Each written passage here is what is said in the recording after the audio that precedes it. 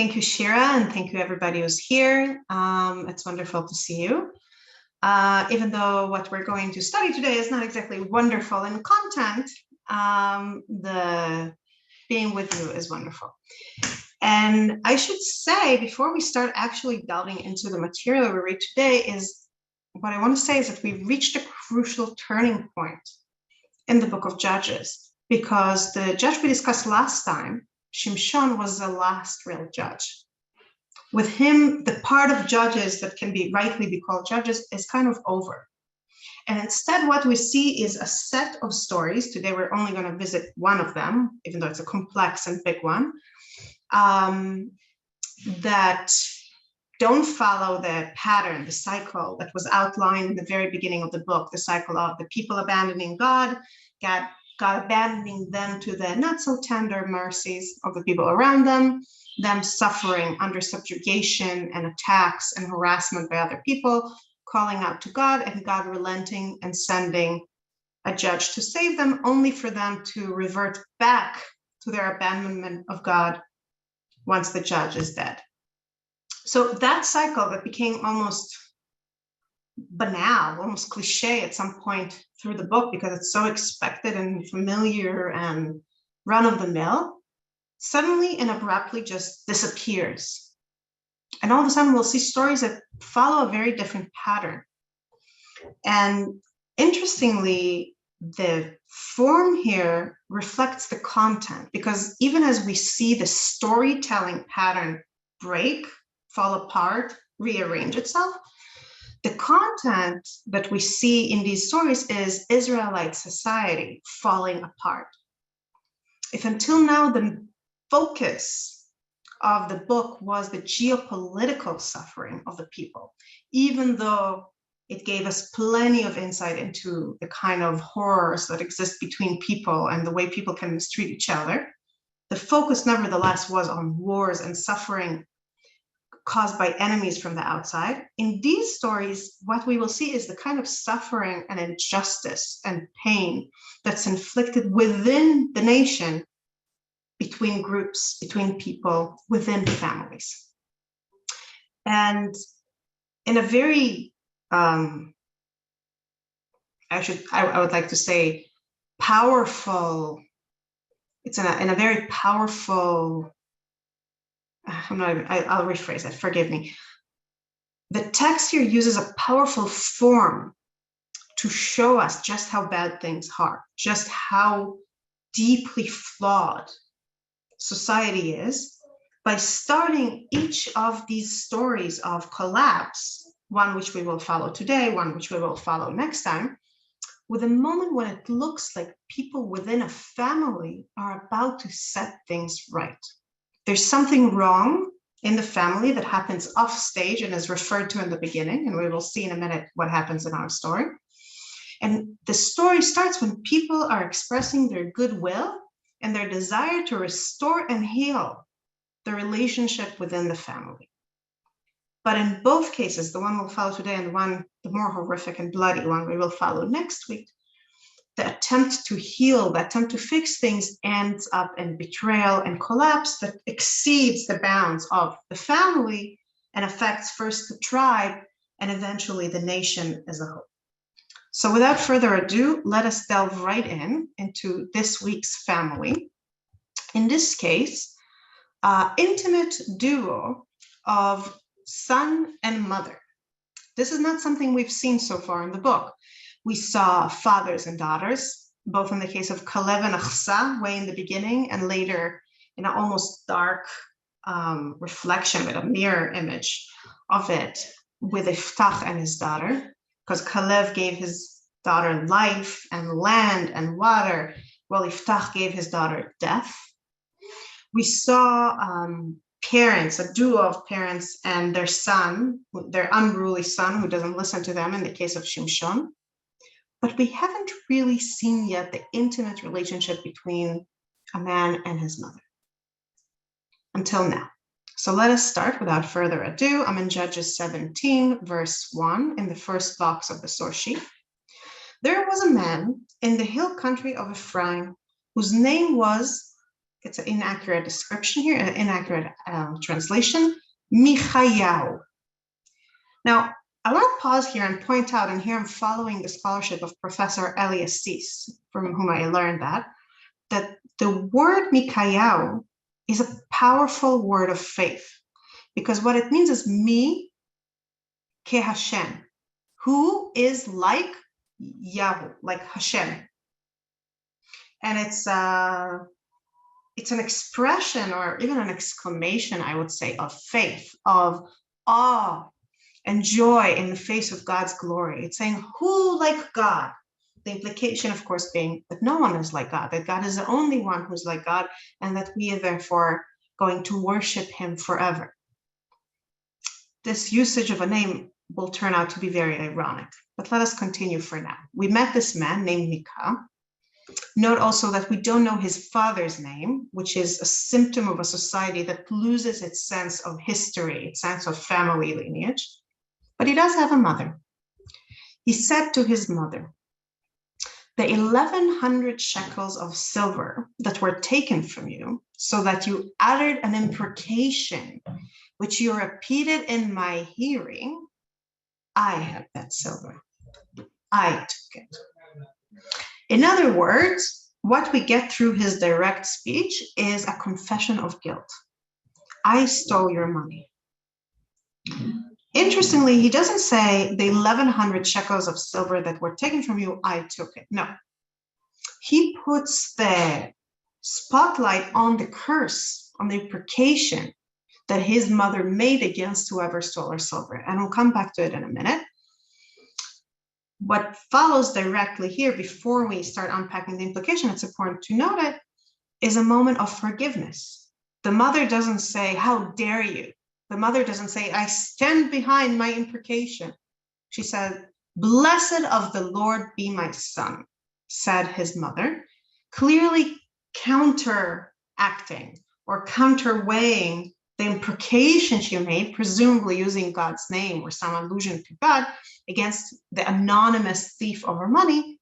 In order to balance it out, she's now saying, blessed to the Lord be my son. On the face of it, here is a beautiful moment of people correcting their mistakes. He is correcting his theft. He is returning the money. And she, in a moment of motherly love and care, is not avenging herself, is not standing up for justice, but rather standing up for love. Contrasted, for example, with Iftach's behavior in a moment when his speech, his imprecation, created a news that captured his daughter by mistake. Much like this woman made an imprecation that captured under it her son by mistake. Iftach didn't do anything. He just accepted it as a given, that he can't change anything about it. The mother here doesn't accept it. And it looks like maybe what we see here is a little bit of an opening of the world of redemption. Because redemption in Hebrew is not just the redemption as we imagine, the end of days when God brings judgment and joy and wolves and sheep sit in the same, together. I have to tell you, my parents' street in Jerusalem has runaway bunnies in it and street cats, and they all sit together. Every time I go there, I feel like the prophet Yeshayahu should come and visit. Either way, that's just an aside. When we say Geulah, redemption in Hebrew, we mean restoration. And it looks like there's an opening for restoration, a restoration in the individual case of Micha and his mother, and an restoration perhaps in the way people behave themselves in Israel in general. If until now we saw people like Yiftach making imprecation and then not making the effort to free their children from it, maybe here we're seeing the beginning of something else. Except that already at this moment, despite its excitement, despite its promise, there's question marks. There's all kinds of little things that challenge our assumption that what we see here is honest restoration, or perhaps invite us to think, to put it a little differently, that the foundations upon which this restoration, this Geulah is built, are faulty. And the first amongst them is already in the verses we read. It's in the fact that Michayahu as I pointed out before, makes a point of the imprecation when he talks to his mother about the money, right here where I'm highlighting on the page. Which raises the question, would he have confessed if she didn't make the imprecation in his hearing, which you repeated in my hearing, as he says?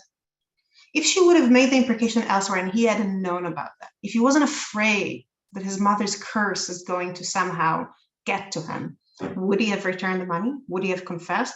Is it really a son regretting a wrong he did to his mother, or is it a man worried for his own skin? Let's take it a step deeper. Why did she repeat the imprecation in his hearing? It's noteworthy that it's not that she made the imprecation and I happened to hear it. No, he says two things. He says, you, alit, you made an imprecation, vegam amart be'oznai, and also you repeated my hearing. Perchance, she suspected it's him, and she said it on purpose next to him to inspire him to do something about it. So suddenly, from a situation of someone showing just total regret and remorse and, recanting his actions, we start wondering what exactly is motivating him and how aware was she throughout? Now, these are little cracks. One could say that even if he's motivated by self-interest, he's still doing the right thing and returning the money. And she's still doing the right thing and blessing him instead of cursing him at this point. But then let's keep reading and see the other cracks that start adding to this picture. He returned 1,100 shekels of silver to his mother, but his mother said, I herewith consecrate the silver to the Lord. Now, this looks great. We've seen so many instances of the people violating the covenant with God, idol worshiping. And here's this woman dedicating an amount of money that at this time was very much money. It wasn't a small amount of money at all. 1,100 coins of silver is the same amount of money that the Philistines, each of the Philistines' leaders, paid Delilah to surrender Samson's secret to them. It's a big sum. It's a significant sum. And here we see a woman who, no matter how well-to-do she is, this is a big chunk of her wealth, is dedicating it to God. It seems as if it's not only a step towards Geulah on the personal interconnectedness of a family level, it's a step towards Geulah in the relationship of the people with God. Except listen how she goes about it. What does it mean to her that she consecrated it to the Lord? Transferring it to my son to make a sculptured image and a molten image. I now return it to you. She's giving her son the money and she tells him, I'm consecrating it to God and you should use it by making exactly that which God told us in Sinai not to do. It's a second commandment. It's not exactly a obscure part of Torah. We all know we're not supposed to create idols. And yet, what she tells him is create an idol, in a sense, a mask, an image, to serve God. The way she goes about the restoration of the relationship between people and God is wrong in the core of it. It's faulty. It's a nice idea built on mistaken foundation, on a mistaken understanding of what God wants from us. And then the plot thickens because it says, so when he gave the silver back to his mother took 200 shekels of silver and gave it to a smith. He made of it a sculptured image and a molten image, which were kept in the house of Micha. Again, it's Michayahu, it's not Micha. Wait a minute. The first sum was 1,100 silver shekels. Now we hear that they used 200 silver shekels. What happened to the other 900 silver shekels? If the whole sum was consecrated to God, no matter the fact that she used it to serve God in an erroneous, rotten way, a way that's rotten at the core of it, she didn't use the whole money. She said she consecrated the whole sum of money, but not the whole sum of money went into it. Now, the commentators argue about this. Some say that the rest of the money was used for bringing sacrifices, offerings, for creating a site of worship around these mask and image that she made. Others say that she got a good deal on the silversmith to make the idol that she wanted to make, and the rest she kept for herself, because she said, why do I need to buy idol for so much money when I can buy it for less? In other words, she's defrauding God. Either way, let's continue in verse 5. Now the man Micah had a house of God. A house of God. That's quite the declaration. He had made an ephod, which was some sort of a ritual object, and teraphim, which was the word that we know already from the story of Rachel stealing her father's idols, teraphim. And he had inducted one of his sons to be his priest. Now, you don't become a priest because somebody inducts you to be a priest. And in Judaism, you're a priest if you're born a priest, if you're born a Kohen. So everything around this Beit Elokim, this house of God, is in violation of the way God himself told us to make a home for him. And yet, this cognitive dissonance doesn't seem to be even conscious to the people acting here. And a hint as to why that is comes in the next verse, a famous verse because it repeats itself throughout the last part of Shoftim, the part that we're starting today. In those days, there was no king in Israel. Every man did as he pleased. Now, it should be said that this phrase alludes to a particular verse in Dvarim that means something specific. In Dvarim, Moshe tells the people, I'm going down a little bit in the source sheet, just a minute, to box 7 in page 4. Moshe warns us in the book of Dvarim that when we get to Israel, he tells the people who are still in the desert, of course, when you get to Israel, you should build one place. God will choose a place to dwell in, and that's where we should bring our offerings. And he says in verse 8, you shall not act at all as we now act here, every man as he pleases. What he says is, ish kol hayashar beinav, every man as his right, as is straight in his own eyes. And what he means, specifically in this context, is we shall not bring our sacrifices to God wherever we want. Right now in the desert, you kill your animals and eat them, not always in the Mishkan, but that's not what you're going to do. Once you're in Israel, there's going to be one place to bring offering to God, and you should not build centers of worship that are separate from that place, from that new geographic center of consecration in the nation's life. And the opposite of this is ish kol hayashar beinav, everybody going to wherever is straight, is right in their own eye, and bringing their offering there. So when it says, I'm going back to box 1, in those days there was no king in Israel, every man did as he pleased. Really, ish hayashar beinav yaseh. It implies, one, that people bring sacrifices wherever they want, as we just saw in the case of Michael. But it probably implies something beyond that. It probably implies that there is no one clear idea of what is just and right to do. There's no sense of this is the way we do things. People are figuring it out. People try their bests. People have good intentions in many cases. We see here that Micha has good intentions. His mother has good intentions. But they pursue these good intentions without the benefit of some bigger structure of guidance. They just do what occurs to them to be the right thing. In many ways, it's the fact that they do it and clearly don't think that it's a deviation from God's law. The fact that they do it fully believing that they are consecrating the money for God and building a home for God, Beit Elokim, probably teaches us more than anything else, if we allow ourselves to look at it as an archaeological find, so to speak, trying to understand the era, that there was very widespread ignorance in the era.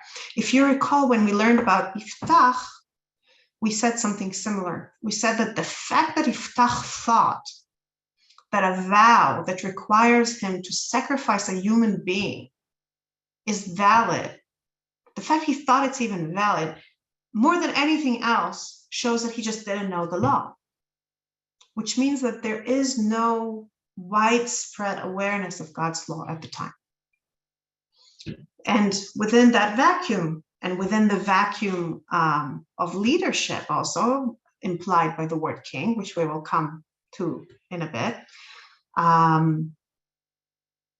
people of good intentions trying to restore both their own relationships with each other and their relationship with God go about it in ways that we, looking as readers thousands of years later, can see are somehow not really hale and sound, don't really hold water.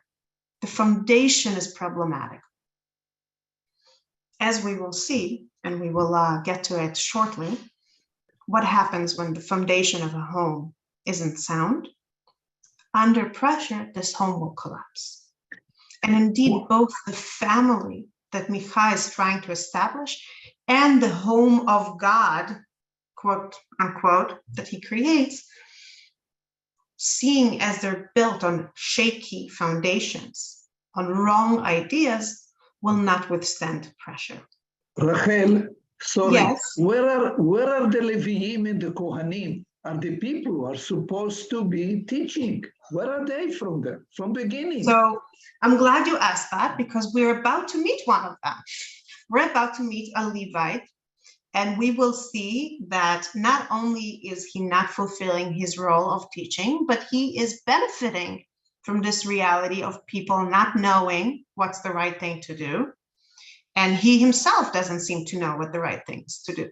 In other words, if there was supposed to be an elite, an educated elite that gives the people guidance, which there was, I mean, this was one of the roles of the priests, clearly defined from already the Torah itself, from the books of Moses, they're not rising to that occasion. They're not rising to the challenge. Let us meet that young man and see for ourselves. He's going to become a very intriguing and interesting character in the story. I'm in box number 2. There was a young man, Anal in Hebrew, from Bethlehem of Yehuda, from the clan seat of Yehuda. He was a Levite and had resided there as a sojourner. In Hebrew, it just said Vehu gar sham, which has the implication of sojourning. That in itself makes sense, that the Levite or a priest would not have, would be under the patronage of other people. That in itself makes sense. However, the Levites were supposed to have their own cities in the land of Israel, the cities that Moshe himself already started dedicating, saying this city will be a Levite city, this city will be a Levite city. So the fact that he is not in a Levite city, he's sojourning somewhere else, is telling. Not only that, he leaves. He doesn't stay there. He's not like a Chabad Shaliach who goes to a place and then stays there and takes responsibility for it. He moves on. In verse 8, this man had left the town of Bethlehem of Judah to take up residence wherever he could find a place. Rabbanit Yael Ziegler here in Jerusalem points out in her book about Ruth, about another family that leaves Bethlehem and goes somewhere, the family of Elimelech, whose wife Naomi ends up being mentor to Ruth and Moaviah, that this story right here and this description of a man who just leaves and goes and doesn't have a destination and he's just trying to find a place to live, it gives us a little bit of an insight into the era, showing us that it was a time of displacement. People didn't have a place. They weren't rooted in the land in the way that we imagine them to be, or in the way they should have been. There's no strong social ties to hold someone in place. People go, as we will see soon, tribes go from place to place, not just people. There's a certain feeling of loose ends. And the goal, the overarching goal of people like this Levite is survival. He needs to find a place to sustain himself. In other words, the people in Bethlehem are not supplying him with that. The people he used to live amongst are not giving him living, the ability to live amongst them financially and in terms of sustenance, which is a problem throughout the book of Shoftim, people not offering each other sustenance, but we will leave that for now because we will get to that big time next week. For now, we see this young man meandering around, and on his way, I'm in the middle of verse 8, he came to the house of Micha in the hill country of Ephraim. Where do you come from? Micha asked him. Now note, by the way, that now it's correct. Now he really is called Micha in Hebrew, as if now that he built a house of God that's all idolatry and misses the mark of what God actually wants from us, he can no longer have the name of God inside his full name. Where do you come from? Micha asked him. He replied, I am a Levite from Bethlehem of Judah, and I am traveling to take up residence wherever I can find a place. Stay with me, Micha said to him, and be a father and a priest to me. And I will pay you 10 shekels of silver a year, an allowance of clothing, and your food. The Levite went. The Levite agreed to stay with the man, and the youth became like one of his own sons. Note that there's something interesting going on with family relationships here. After all, this is a course about family relationships, so it behooves us to pay attention to this. Not only did the story start with a man and his mother, now he meets the stranger and he invites him to be his father, obviously in some spiritual sense, but still he uses the word av. But then what actually happens is that the stranger becomes for Micha like a son. Either way, whether he's a father or a son, it's clear that what Micha offers this man is not just a financial arrangement where he pays him and clothes him and feeds him and gives him shoes, but rather an emotional arrangement, a place in his heart, a place in his family dynamics. This will only make what happens later all the more poignant and tragic, and the betrayal of this boy, spoiler alert, all the more devastating. But we have to get there yet. So let's continue. In verse 12, Micha inducted the Levite, and the young man became his priest and remained in Micha's shrine. Now I know, Micha told himself, that the Lord will prosper me, since the Levite has become my priest. Everything about these two verses is wrong. Is just a topsy-turvy world where things are not what they should be and words don't seem to mean what they should mean. You can't make someone into a priest, even if he's a Levite. The fact that now you have a Levite as your priest doesn't mean God favors you.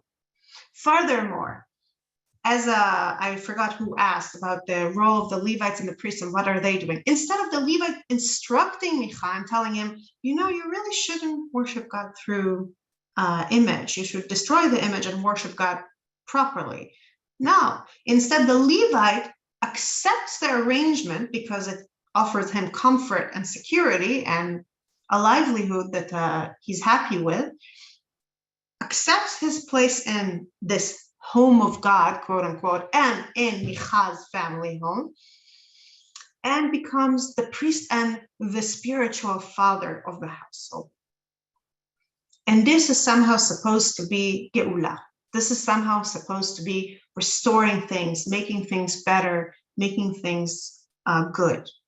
Now, before I put it down too much, and I think it's not just me judging it from my, one might say I'm judging it from a narrow, orthodox, modern point of view, but the story judges it largely because the story will show us how shaky the foundations of this home are once pressure is applied to it. But before I go into that, I do want to point out that there's a few optimistic hints hidden within this parity and piety that Micha is enacting in his household. The first is that the mother forgives him. If a mother can forgive her son who wronged her, maybe God can forgive us, his people, who wronged him. So much of the book of Judges is us betraying God, us, the Israelites, betraying God. When we see a mother blessing her child who wronged her, it's almost like a red light flashing and telling us there's hope yet, there's hope yet, there's hope yet. In fact, we don't even need to say it's hope, it's reality. We know that time and time again, even though the people betrayed God, he sent a savior to them when they suffered. He blessed them, so to speak, instead of cursing them. So there's a certain sense here that underneath the mistakes, underneath the twists and the rottenness of society, there's a God waiting for us to reach out to him, and he will reach out to us back. He will accept us back. But the second optimistic hint has to do with the good intentions. Because while the way Micha goes about in serving God is all wrong, the fact that he wants to serve God, the fact that he wants to improve the house of God by bringing a Levite and not just one of his sons as a priest, the fact that he wants to restore his relationship with his mother, even if there's some self-interest in the motivation there, all of this means that he's not a bad person.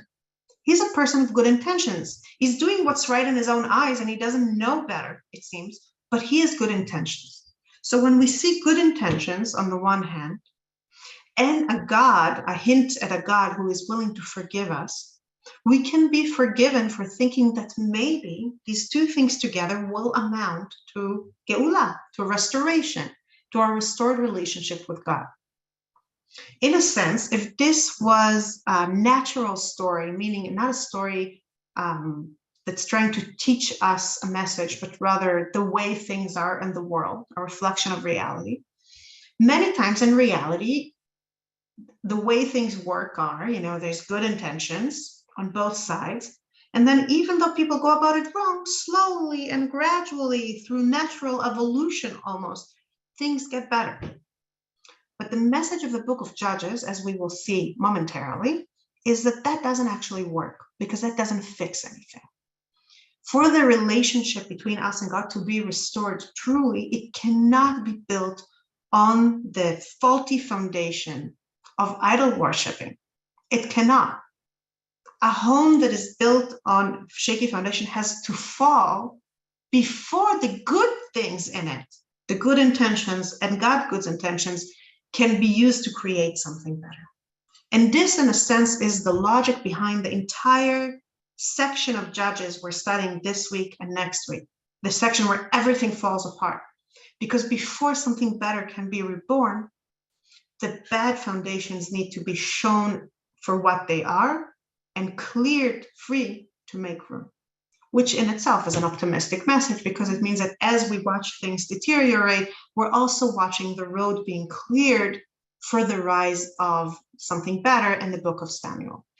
Let's leave it at that now, because first, before we can get to the optimistic bits, alas, we have to see how this house falls, and fall it does. But before it can fall, we need to be introduced to a new set of characters and a new story, which very much like Micha's story, starts from people trying to restore a mistake, from people trying to make things better. Except that this time the people who are trying to make something better are not individuals per se, but rather a whole tribe of Israel. And what they're trying to fix is not, stealing money from their mother, but it is two of the oldest sins that cast their shadow over the Israelite story. Let's see it in the text. I'm moving on to box 3. It's Judges 18, which introduces the Danites, Shevet Dan. In those days, there was no king in Israel, in case we forgot it from last chapter. And in those days, the tribe of Dan was seeking a territory in which to settle. For to that day, no territory had fallen to their lot among the tribe of Israel. Now, just to clarify, it doesn't mean that they didn't get a piece of land designated to them. It's just that their piece of land, which is to the west of Benjamin and Judah's land, between, basically in the flatlands right next to the Mediterranean Sea, those lands were overrun by Philistines. And the Danites were pressured by the Philistines on the one side, butting already into the territory of other tribes to their east, and they just didn't have where to live. They couldn't really live there. We met Shimshon from Shevet Dan, who lives in that area, in the area of Tzorah and Eshtaol, that's in the hill country between the Judean mountains and the sea. And we see how closely entangled he is with the Philistines. This is the reality that Shevet Dan is trying to escape. And here's what they do to escape it. In verse 2, the Danites sent out 5 of their number from their clan seat at Sorai Eshtaol, valiant men, to spy out the land and explore it. Go, they told them, and explore the land. When they advanced into the hill country of Ephraim, as far as the house of Michal, they stopped there for the night. Before we continue, I want to explain which 2 mistakes, which 2 old sins this action of the Danites seems to correct or to promise to correct. The promise, of course, is going to disappoint us later, this being the book of Judges, but we'll get to that. One is a sin that predates our time in Israel, the sin of the spies. When we were first meant to go as a nation into the land of Israel, we sent spies, much like the Shevet Dan here does. The spies came back and told the people, the land is beautiful, its fruits are great, and we shouldn't go there because we will be overrun by enemies. And instead of standing firm and saying, if God could take us out of Egypt, God can win these wars for us, the people, forgive the jargon, forgive the slang, freak out, cry through the night, decide they don't want to go to the land of Israel, feel that Moshe and God brought them out of the desert just to bring them to their death, and in doing so, lose their opportunity to go into Israel. Because God said, you know what? You prefer to die in the desert? Die in the desert. Your children will go in. You will not go in. When Shevet Dan sends spies to find a land for themselves, and with that we see implied that they're serious about conquering the land, serious about finding a place to root themselves in, it's almost as if they're repeating the action that Moshe made when he sent the spies, but with a better spirit, with a collective spirit of devotion. We will see later, I'm going to give you a little bit of a spoiler alert, that when the spies come back and tell the Shevet Dan about the land they found, they use wording, the wording they use to encourage the people to go and conquer the land is reminiscent of what Caleb and Yoshua, the only 2 spies to be in a dissenting opinion during the sin of the spies in the desert, used to encourage the people. Caleb and Yoshua fail.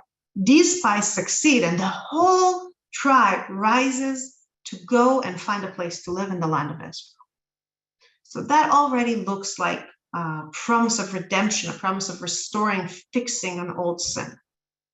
The other sin that casts shadow throughout the book of Judges is the original cause of all the people suffering in this book, namely the fact that in the very first chapter, they failed to fully conquer the land.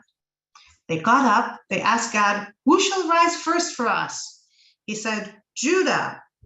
And then Judah went and fought their war, and Benjamin went and fought that war, and Dan went and fought their war. Everybody fought their separate wars, and everybody, without exception, only succeeded at conquering part of the land allotted to them. Some more, like Judah or Ephraim, and some significantly less, like Shevet Dan. So in a sense, and that was the sin that got God so angry that he said, from now on, I wouldn't let you fully vanquish the people, and they will live amongst you as a temptation and a lure, constantly testing your resolve to keep to the covenant and not worship their gods. And the cycle of, just a moment, the whole tragic cycle of Shoftim starts because the people keep falling for that lure. Yes.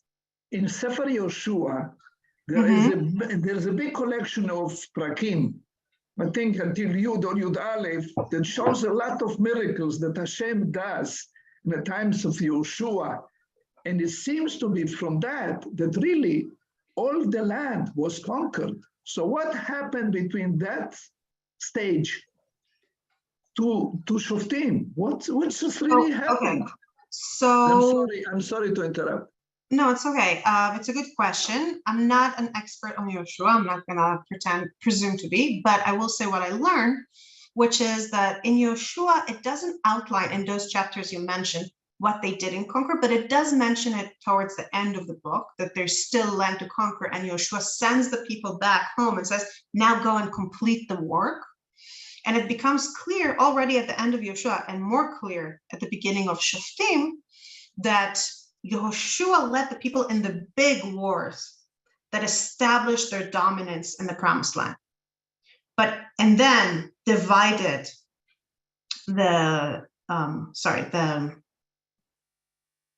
divided the land by lot, so that every tribe knows where they're supposed to settle. And then Yoshua sends them home saying, now you go and complete it. I got, dominance over the general area and specific places here. You have to go and complete it. And they don't.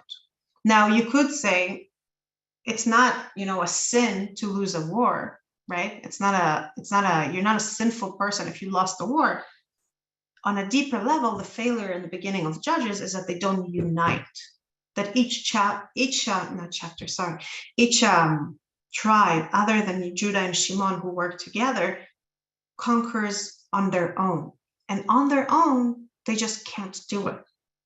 And the mistake that haunts us to this day is that we don't unite, that we don't know how to work together as a people, that it's hard for us to do that. We will discuss more the question of unity and disunity next week when we reach the story of the concubine in Giva. I see that some people raise their hands, and I'll try and get back to you in a bit, but we need to proceed now. So I'll try and get back to you with questions. I'll try to leave time for it at the end. For now, let us just say that Shevet Dan failed at conquering most of their land. And then they seem to be ready and willing to fix that. They're saying, we're ready to find a land where we can win. We can't win here. We can't win against the Philistines, who have a monopoly on iron at this point, who have chariots, who have weaponry that outperforms what the Israelites has quite significantly. We can't, but we will find a piece of land that we can conquer and do what we were supposed to do from the get-go. Except that just like Micha's attempts to do the right thing, everything they do is based on wrong assumptions, because it's based on the assumption, first and foremost, that they can just choose any piece of land and that'll be okay. But that's not okay. God allotted specific pieces of land to specific tribes. God didn't do it arbitrarily. There's been a lot of work done, and we don't have time to get into it, but I would recommend the book Tribal Lands. It's a beautiful analysis of how the land of each tribe corresponds to some essential nature or essential traits in this tribe. God had intentions.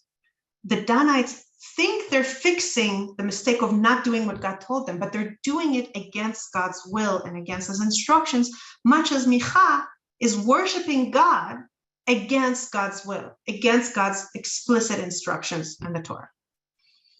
This irreverent reverence, almost, or this parody on piety, comes to sharp relief when the 5 spies of Dan visit Micha's house. At first, it looks like a beautiful moment of hospitality. Here is Micha from Shevet Ephraim, and he opens his house to these people from a different tribe. This is a rare event in Shoftim, that people offer hospitality of this kind to one another across tribal land. But then see what happens after they fall asleep there.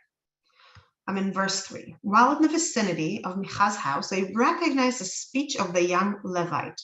So they went over and asked him, "Who brought you to these parts? What are you doing in this place? What is your business here?" He replied, "Thus and thus Micha did for me. He hired me and I became his priest." They said to him, "Please inquire of God. We would like to know if the mission on which we are going will be successful." In and of itself, this desire to have God's guidance, right, is a beautiful thing. Here are people living their life, and they clearly think of God as someone who should have a say, right? Except they don't ask, should we go on this road? Is this the right thing to do? They just ask, will we be successful? Which is a very different question. And the Levite doesn't ask God. He just gives his own answer. He says, "Go in peace," the priest said to them. "The Lord views with favor the mission you are going on." It's play acting. It's play acting in reverence, play acting piety. They go, they found a nation that lives far to the north, in what is today Golan Heights, a place that lives in peace because they're not part of the promised land per se, and no, they're not afraid of the Israelite tribes. And they run home and tell their people, "Come, rise, let's go." They say, it's very beautiful in verse 9 here, "Kuma v'na'aleh," let us rise up, get up and rise up. We saw the land and it is very good. They're echoing what Yoshua and Caleb told the people trying to stop them from not going into Israel. They're encouraging them with this rhetoric of faith and excitement. And what do, though? They gather themselves, they arm themselves. The whole tribe in mass travels. And when they pass by Micha's house, the men who hosted them, who showed them kindness, what do they say? They say, "Oh, wait, he has this nice temple with all these nice, religious objects and this nice image, graven image and the pesach. Let's take it with us. That'll be great. We can bring these things with us and have a temple when we get to our new land." Because of course, that's the right thing to do, right? Of course, the right thing to do is to rob somebody else's things while you're, after he showed you hospitality.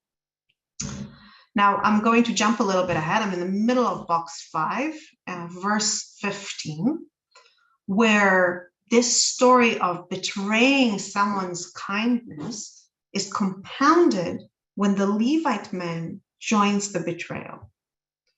So they turned off there near Micha's house and entered the home of the young Levite at Micha's house and greeted him. The 600 Danite men, geared with their weapons of war, stood at the entrance of the gate, while the 5 men who had gone to spy out the land went inside and took the sculptured image, the ephod, the teraphim, and the molten image.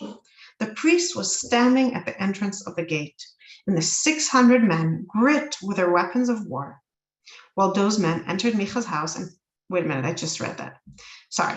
The priest said to them, "What are you doing?" And we might hope that he will stand up for his benefactor, right? The man who is now like his father and son in some ways. No. But they said to him, "Be quiet. Put your hand on your mouth. Come with us and be our father and priest. Would you rather be priest to one man's household or be priest to a tribe and clan in Israel?" The priest was delighted. He took the ephod, the household gods, and the sculptured image, and he joined the people. They set out again, placing the children, the cattle, and their household goods in front. The fact they're putting their children, their cattle, and their household goods in front means that they're expecting to be attacked not from the front, where the enemy they're about to face is, but from the back. Because they know they just robbed someone, they know that he might give chase, and they're ready for it. And then when he gives chase, they give a totally amazing answer, amazing in the sense that it's just so honest, it's so brutally honest.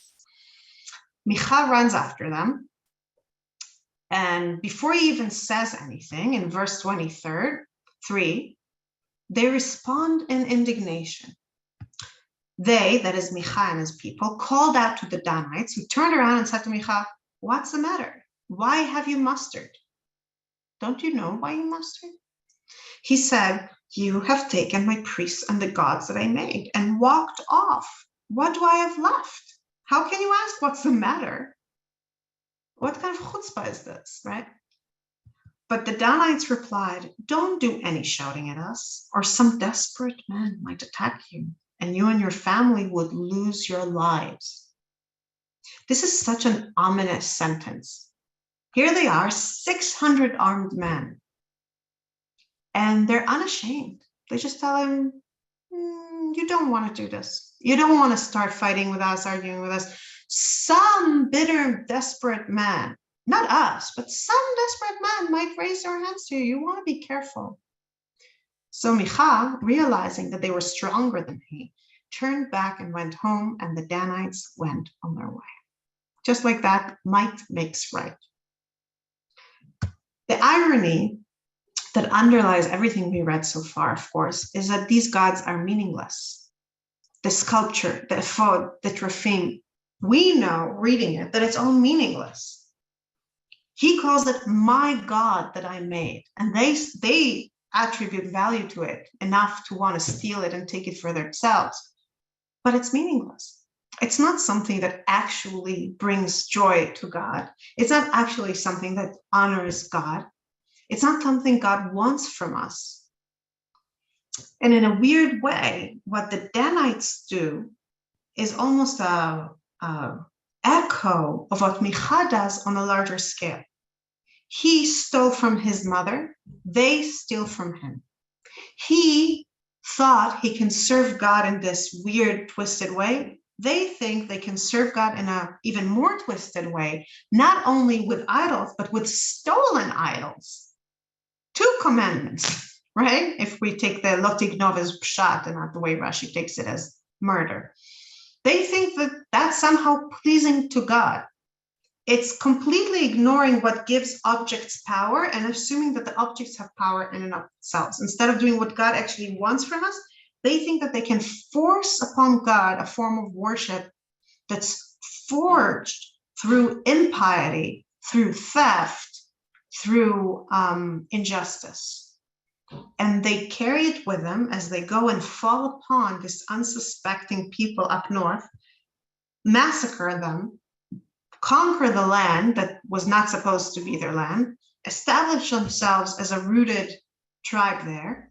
And the whole terrible story ends by telling us that they did what they promised. Once they were there, they put the ephod and the teraphim and this Levite turned priest into a temple. And this temple was of such duration that it became an alternative center of worship in Israel for the duration of the existence of Shiloh.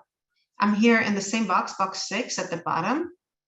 They maintained the sculptured image that Micha had made throughout the time that the house of God stood at Shiloh. So instead of everybody going to the correct home of God, Beit Elokim in Shiloh, and worshiping God as he wants, and not Isha Yashar Be'enav Yaseh, every person is red in his own eyes, as Moshe warned us in Dvarim, we have this temple that's built on a foundation of theft, of idolatry, of murdering this unsuspecting city of Gentiles that we had no reason to attack and no godly mandate to go into war with. And somehow that's supposed to be piety. That's supposed to be a good thing. This has to come tumbling down. What's built on wrongs, what's built on injustice, what's built on betrayals cannot support the national home of the Jewish people, cannot become a family, cannot restore the Jewish family and build a nation. But how will it fall? Who will do the job of eradicating what's wrong and building what's right? The text here seems to hint very heavily that he who should do that is a king. Because not only do we keep hearing that every person did what was right and straight in their own eyes, we also hear, in those days there was no king in Israel. Now, when you hear it often enough within a story that shows how society does everything wrong and how strong people can take whatever they want from weaker people because there's no one to stop them, we can read the signs, right? We can read the map. We can see where it's pointing. We can say, oh, I guess we need a king.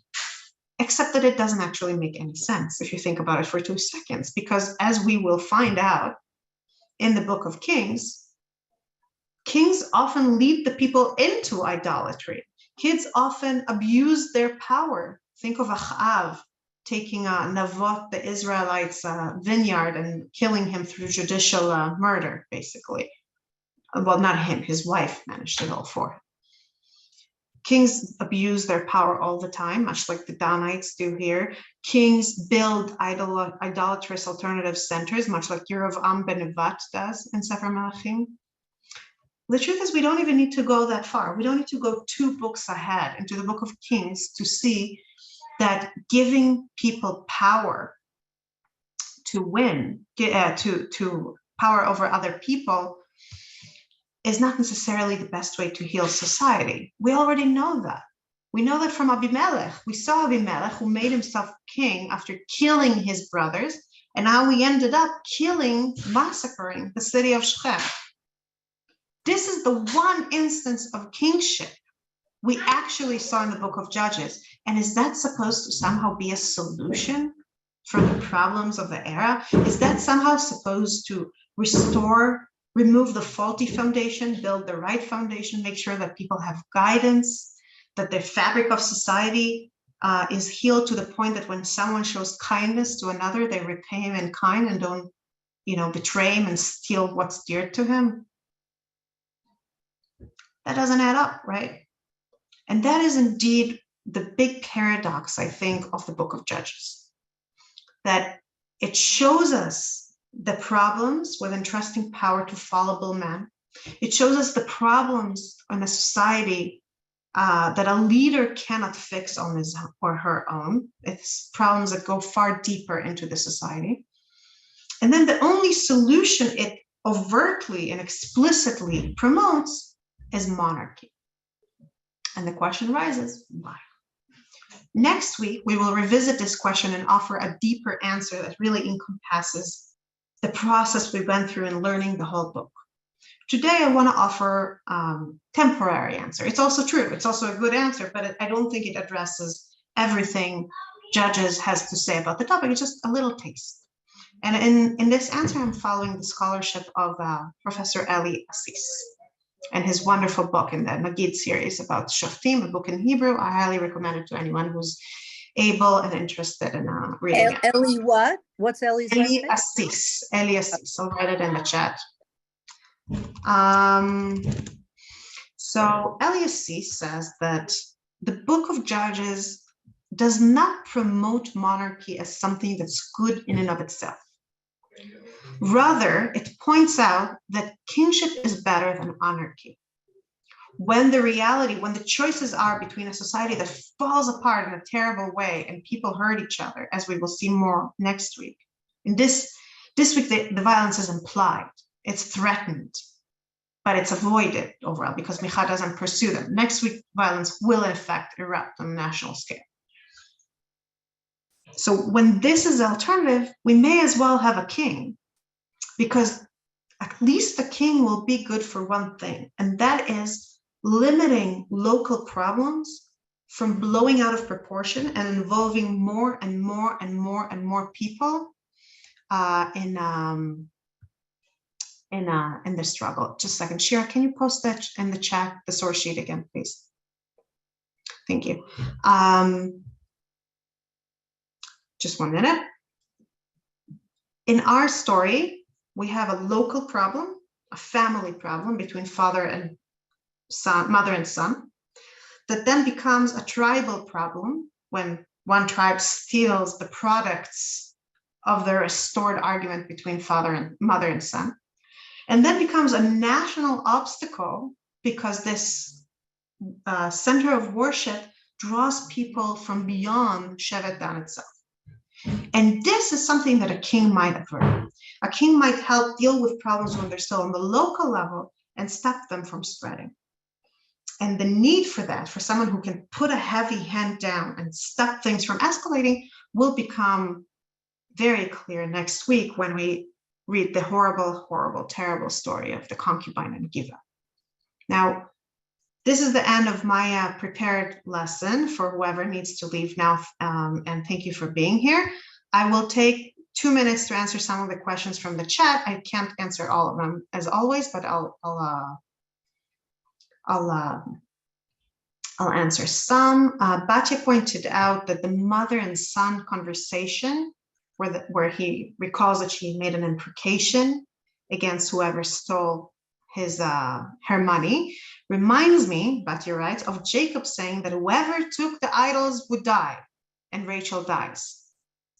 So And there too, Jacob doesn't know that Rachel is going to be the one to suffer from his imprecation. And of course, there it's idols, here it's money, but it's money that's going to be to idols. So I think it's a really beautiful comparison. Thank you, Bati, for pointing it out. Just a minute.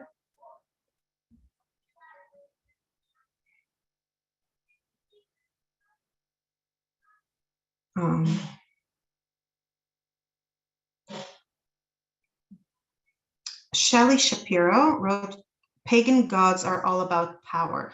Shelley, are you still here? Would you like to elaborate on what you mean by this? Shelley? Okay, Shelley's not here, I think, but I will say something to it. It's true. And I think one of the big messages, I'm teaching Shmot in a different place, and specifically right now about Mount Sinai. And one of the big messages in God's revelation in Shmot in general, and in Sinai it's made explicit, is that God is not about bringing the people to their knees. The kind of worship God wants is not us, just subjugating ourselves to him. God demands from us to respect each other. What God wants from us is to see Tselem Elohim in other people. In other words, to truly accept God's messages as expressed in the Exodus and in Mount Sinai, and I can't go into it in detail now, but to truly accept God's messages is to live a life of justice, to avoid exploitation, to help the weak because we were slaves in the land of Egypt, as God repeatedly tells us when he gives us these sorts of commandments. So it's not about power. It's about accepting a certain principle of justice, a certain principle of responsibility. But when you turn the worship of God into an idol worship, into something that you create with your money, and you invest people as priests, it's about your power over the spiritual message, or somebody else's power if they're stronger than you, as Michal learns when the Danites take those gods from him. Okay, so for now I have to finish. If anybody has an urgent question, you can write to Shira in Torah in Motion and ask for my email, and I authorize her to give it to you. And on this note, thank you so much, everybody, and I'm looking forward to meeting you next week for the grand finale, to tie all the threads together and see how it all comes crashing down and opening a door for redemption in the process. Thank you very much. Thank you. Thank you very much, Thank you Rachel. very much. Have a nice week. Yeah. Very good as Thank usual. you.